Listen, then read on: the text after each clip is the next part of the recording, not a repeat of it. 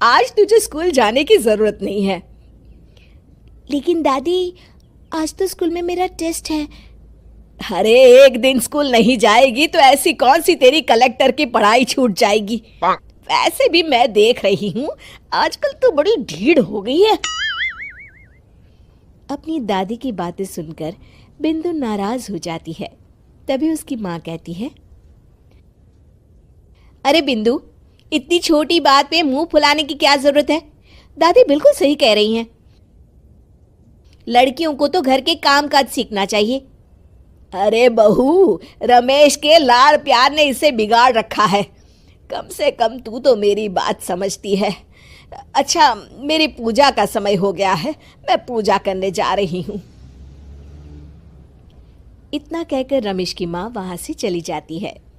इस तरह बिंदु की दादी और माँ दोनों अक्सर उसे घर के कामों में ही उलझा कर रखते थे। कुछ दिनों के बाद राजू और बिंदु के 10वीं के रिजल्ट्स आते हैं। दोनों बच्चे दादी को अपना अपना रिपोर्ट कार्ड दिखाते हैं।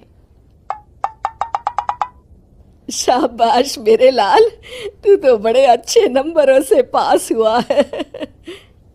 तभी बिंदु कहती है, दादी मैं भी अच्छे नंबरों से पास हुई हूँ। रमेश की माँ बिंदु को अनदेखा करते हुए कहती है, हाँ हाँ ठीक है, अभी यहाँ खड़ी क्या कर रही है, सुन लिया मैंने। जाकर मेरे लिए चाय बना कर लिया। बिंदु उदास होकर चाय बनाने किचन में चली जाती है। तभी राजू कहता है, दादी मैं क्रिकेट के कोचिंग सेंटर में एडमिशन लेना चाहता हूँ। अरे वाह राजू बेटा, ये तो तूने बड़ी अच्छी बात कही।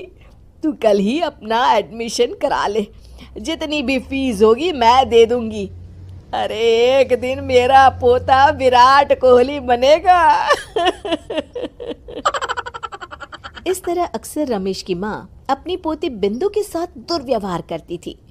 कुछ दिनों के बाद रमेश की माँ और उसकी पत्नी दोनों सास बहू मिलकर राजू का एडमिशन अच्छे स्कूल में करवा देते हैं, लेकिन बिंदु का एडमिशन नहीं करवाते। इस बात से नाराज होकर बिंदु अपनी दादी से कहती है, लेकिन दादी मुझे भी आगे की पढ़ाई करनी है। अरे क्या करेगी आगे की पढ़ाई लिखाई करके, हैं?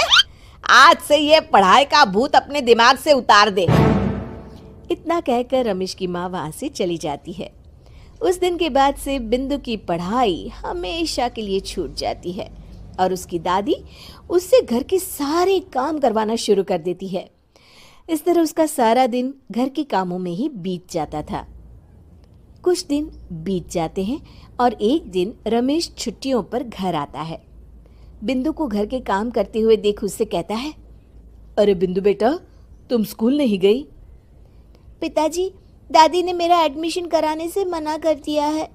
वे कहती हैं घर पे रहकर घर के काम करना सीख। अपनी माँ का ये बर्ताव देख रमेश को बहुत गुस्सा आता है और वो अपनी माँ से कहता है, माँ ये तुमने क्या किया?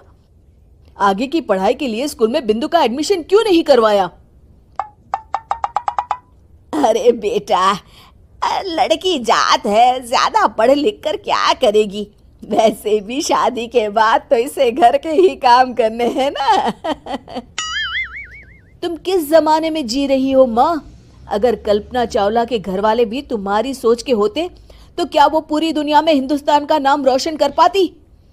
इसका स्कूल छुड़वाकर तुम इसका भविष्य बर्बाद कर रही हो, लेकिन मेरे रहते ऐसा नहीं होगा। बिंदु बेटा, कल ही तुम्हारा एक अच्छे स्कूल में एडमिशन करा दूंगा। तुम जितना चाहे उतना पढ़ो। मेरे होते हुए तुम्हें किसी बात की चिंता करने की जरूरत नहीं है।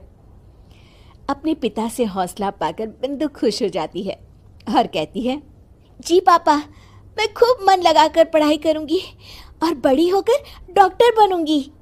ये हुई ना बात, शाबाश मेरी बेटी। शिक्षा, लड़का हो या लड़की,